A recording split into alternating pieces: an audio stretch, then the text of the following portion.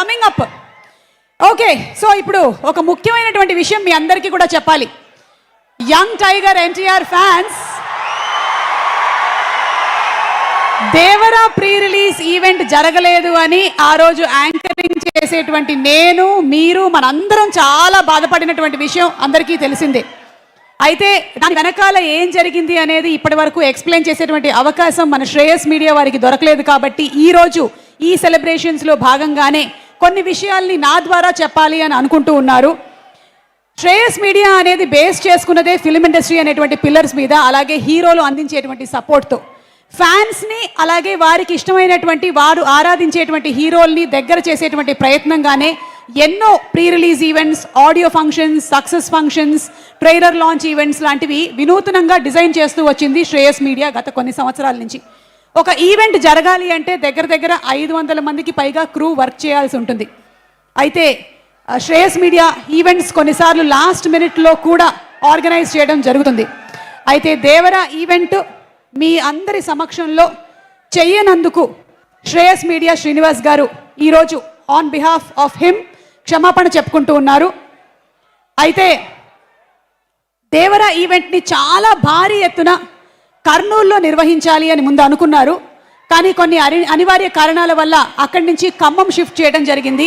ఖమ్మంలో ఉండేటువంటి weather conditions కూడా సహకరించక ఇక్కడ పోలీస్ గ్రౌండ్స్లో పెట్టుకుందాం అనుకుంటే అది జరగక ఫైనలీ నోవోటెల్లో ఆ కార్యక్రమాన్ని ఏర్పాటు చేయడం జరిగింది. నోవోటెల్ ఒక 6000 మందికి ఒక చిన్న నది లాంటిది, కానీ సముద్రం అంత జనం, అద్భుతమైనటువంటి రెస్పాన్స్, 40,000కి పైగా ఫ్యాన్స్ రావటంతో అక్కడ ఏదైనా విపత్కర పరిస్థితులు ఎదుర్కొంటారేమో అని చెప్పి ఈవెంట్ని క్యాన్సిల్ చేయడం జరిగింది. కానీ లోపల మాత్రం చాలా పెద్ద భారీ సెట్టింగ్సే జరిగాయి ఆ రోజు. అయితే ఆ రోజు లోపల ఏం జరిగింది అనే దాన్ని ఒక్కసారి ఒక చిన్న గ్లిమ్స్గా మీ అందరికీ చూపించాలనుకుంటున్నారు Shreyas media. Devara pre release event లోపల ఏం జరిగింది చూద్దాము.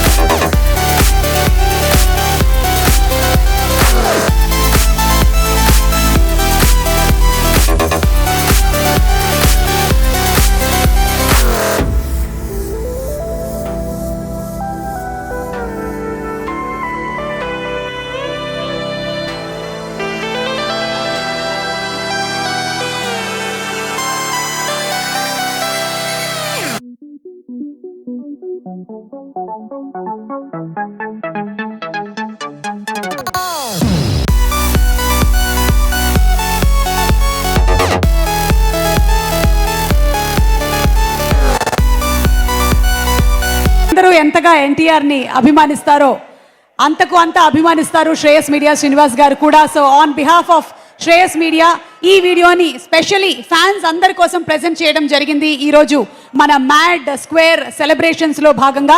Thank you so much for watching it. Thank you.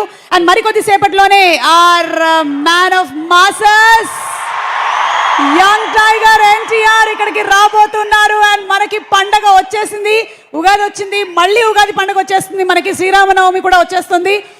Okay, so ఈరోజు మన మ్యాడ్ స్క్వేర్, మన మ్యాడ్ మ్యాక్స్ సెలబ్రేషన్స్ ఈ భారీ ఎత్తునటువంటి జరుగుతున్నటువంటి సందర్భంగా